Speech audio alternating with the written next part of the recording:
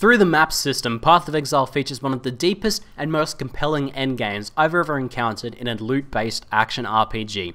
G'day, ZiggyD here, and welcome to my beginner's starting guide to the endgame maps system. If you are a relatively new player or you've just gotten to endgame and are starting to wonder what this map system is all about and what you need to know about it, then this is the guide for you. If you're a more experienced player, then there's not too much new to learn in this particular video, but I plan on using this video as a jumping off point into making a series of guides about each specific map, about how to best roll them and about how to get into them and tackle them the best way. So look forward to those if you're a more experienced player. But for the beginners, let's actually start breaking down what the endgame map system is all about. So, in an action RPG, what do? Basically, you play through the game in a series of different difficulties. In Path of Exile, you play through the game in normal, cruel, and then merciless difficulty. Eventually, you get to the point in that final merciless difficulty where you will kill the final boss, which currently is Piety in the Lunaris Temple. Now, what do you do once you kill that final boss? Now, in a lot of action RPGs, you will simply go back to farming this content to get better and better gear to improve your character, or you'll simply make a new character. Now, both of these options are indeed available to you in Path of Exile, and some people will, take those options and will prefer them. But for those people who want to continue on with that same character and want an increasing challenge with the potential for increased rewards, there is the endgame map system. Of course, that's what this video is about. So, what is an endgame map? An endgame map is an item that you can find in the game by killing enemies that you can then turn into a zone that you can farm. Now, these zones are randomized, but they're themed to the particular type of map. So for example, we have here a dungeon map, and there's also down here a dunes map and a grotto map, and these are all themed to their particular zones. Now, the mobs that will spawn in these zones are mostly random, but there are some that are themed to the type of map. So for example, in a dungeon map, you're likely to experience some zombies and skeletons bumbling about, but you'll also experience some randomized mobs. So, what is the point of doing these maps? Well, the point of doing these maps is to progress through the map system. So basically, once you get into these level 66 maps, now, just as a side note, level 66 maps can drop pretty much anywhere in Merciless from sometime in Act 2 onwards, I believe. And basically, you'll kill some enemies and occasionally a map will drop, but that will only be up to level 66. Now, once you actually start getting into these level 66 maps though, you can start progressing through the map system. If you kill a mob in a level 66 zone, you have a chance of dropping either a level 66 map, a level 67 map, or a level 68 map, up to 2 levels higher depending on the mob that you kill. So, basically, if you start farming these level 66 zones, you have a chance of getting one of these higher level maps. Then once you start farming these high level maps, you have a chance of getting even higher level maps. Now this extends all the way up to level 77. Now you can imagine that at level 77, mobs are much more difficult. In Lunaris Temple, mobs that you face are level 67. So in terms of difficulty, if you farm a normal cemetery map like this, the mobs are going to be about equally difficult, around about. But if you get into a level 77 map, you can imagine they're going to be much more difficult. Now, let's bring it back a little bit and talk again about the fact that these maps are items that you find in the game. Now, what does that mean? Just like any other item that you find in Path of Exile, the maps that you find can also roll in different types of rarities. And this is what makes the Path of Exile map system truly deep and interesting. So basically, sure, I can drop a map as a white map here, and that's pretty normal. Or it can drop as a blue magic tier rarity map. Or it can even drop as a rare map, and it can even drop as a legendary map, though I don't happen to have any of those because they're obviously quite rare. Now, what is the importance of this, however? Obviously, you get these magical mods on the map. So if you drop, if you get a magical map or a rare map, they're going to have a series of different mods. Now, okay, that's a little bit weird. We know what mods do on items. On a pair of gloves, they're going to give you resistances, they could give you damage, they could give you attack speed, they could give you some life. All of these beneficial things for your character. Well, on maps, the mods serve to make the map more difficult. So, for example, with this map here, we have minus 16% reduced player resistances, and monsters fire 2 additional projectiles. You can imagine if you bumped into some skeletal mages with, you having reduced resistances and those mages firing extra projectiles, those mobs are going to be a bit more difficult than anything you've encountered outside of the map system. Now, why would you want to make your maps more difficult? Well, of course, for making your maps more difficult, you get increased rewards. If you look just above the map mods there, you see item quantity plus 48%. So this map here has the potential to be quite difficult, but in reward for that, you're going to find 48% more items in that map. Now that also includes extra map drops. So you have a 48% chance to drop a level 67, level 68, or level 66 map in this particular map here. So basically, you're going to be doing these maps and you're going to try to make them as difficult as possible while still being able to do them without dying repeatedly in Anarchy or dying at all if you're in hardcore mode. Trying to make them as difficult as possible so you can get the maximum possible rewards while still being able to do the map. And this makes, this awesome trade-off about how difficult do I make the maps? How challenging do I make this for myself? Or do I make an easier one and run it faster? Or do I make it as difficult as possible and try and squeeze the most value out of that map? So that's pretty interesting. Now you're hearing me say things like, I have a choice in how difficult I make the map. And that is because, just like any other items in Path of Exile, you can craft maps. So let's craft the map, and we'll even play it towards the end of this video as well, just in case you're wondering whether you're actually going to see any map action in this video. So, just like with our normal item crafting, we can do a bunch of things to it. We can apply rarity to it, quality. We can make the map a higher quality map, and that'll increase the amount of items that drop as well. Typically, you only use this item, the Cartographer's Chisel, to improve the quality of map on higher level maps because it's a relatively rare currency, and the benefit you get from putting it on a 66 map is quite minimal. You'll put them on level 70 maps and higher usually. But we can roll this map in a bunch of other ways.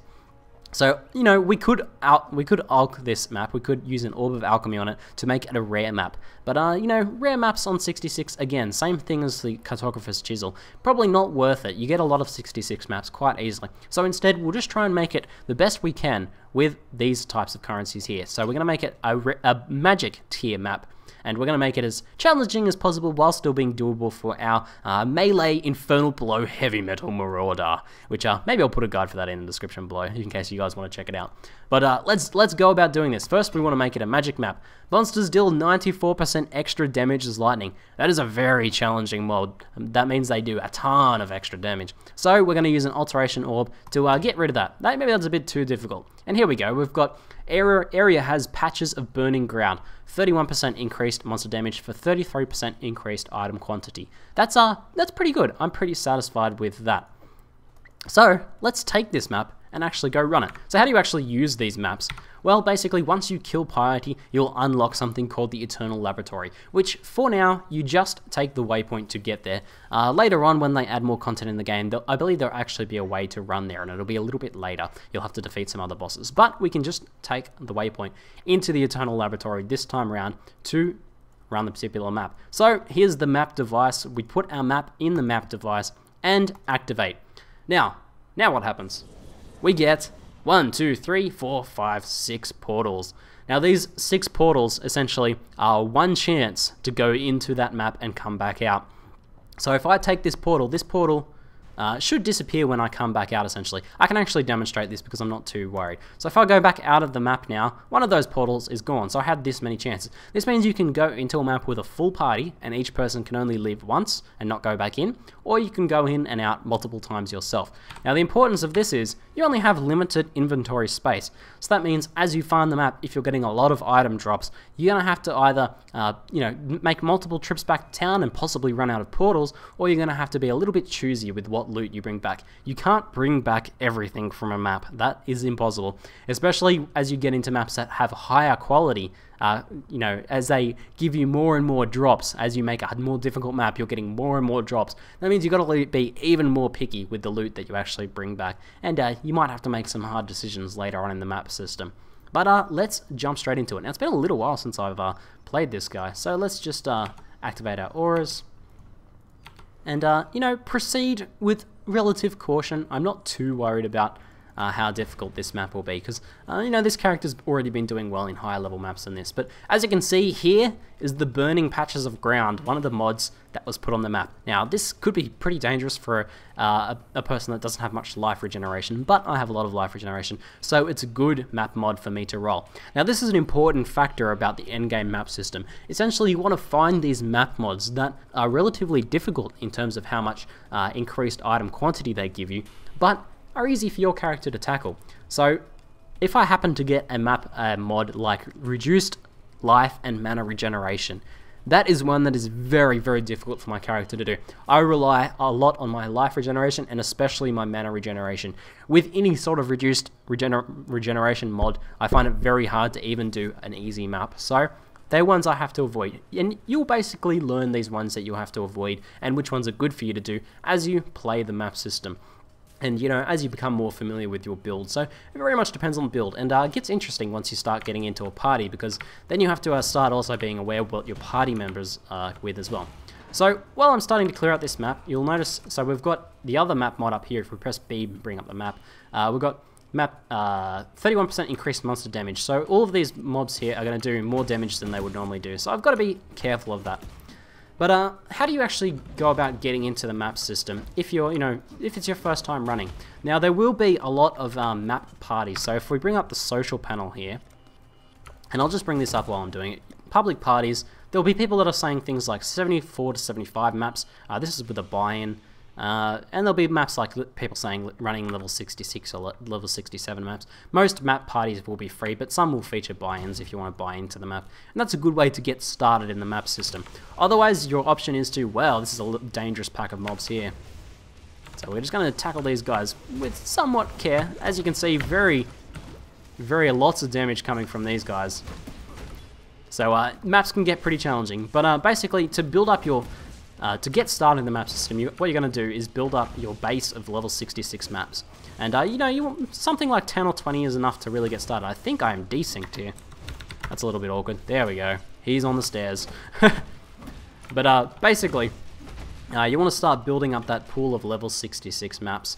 And that'll let you get started on farming. And once you're farming these level 66 maps, you'll start to get your level 67 drops. If you're lucky and if you're with enough persistence. Sometimes the map system can be a little bit unforgiving, and this is one of the big challenges of it, is actually trying to progress through the map system. And you have to be prepared, in general, to spend a lot of currency as well. That's an important point. Because to roll of these maps to a high enough quality that you're actually going to be able to get more and more map drops in them, you're going to have to start spending things like Alks, you're going to have to start spending things like Chaos, and once you get into high level maps, spending things like an Exalt on a map isn't that unusual. And as a newer player who are, starting to get aware of how rare Exalts are and how valuable they are for a newer player, spending an Exalt on a map that you're just going to run once seems pretty ludicrous. But that basically becomes the only way to progress through, like level 75 maps into level 77 maps. It becomes very difficult because, for example, you might build up a pool of level 70 something maps. You might have some 72 maps. You start running those level 72 maps and maybe you don't get lucky, maybe you don't get any drops, maybe you don't get any level 73 maps, maybe you get one more 72 map, you run that, and then you get no more drops. Maybe the only other maps you have in your chest now are level 68. You actually drop back to level 68 and have to progress those as well. So it can be very challenging, and this is a very challenging pack of mobs as well that I can't curse. So we're just going to have to YOLO leap slam into these guys and do our best. So as you can see, quite a bit of loot. Loot drops will get pretty insane in maps, especially if you're playing with a party. The higher and higher that increased loot quantity goes as well. You'll get more and more maps. And there's a there's a chromatic item there. But things like that. The chromatic item maybe if my inventory is getting full and I'm running out of those portals, then I'm not going to be able to bring all those sorts of items back. I may have to ditch them. But you have to make some decisions like that. But in general, when farming maps, it's a little bit different to farming normal zones. This is an important point as well. When you're farming docks, for example, you're not going to kill every single mob in the zone.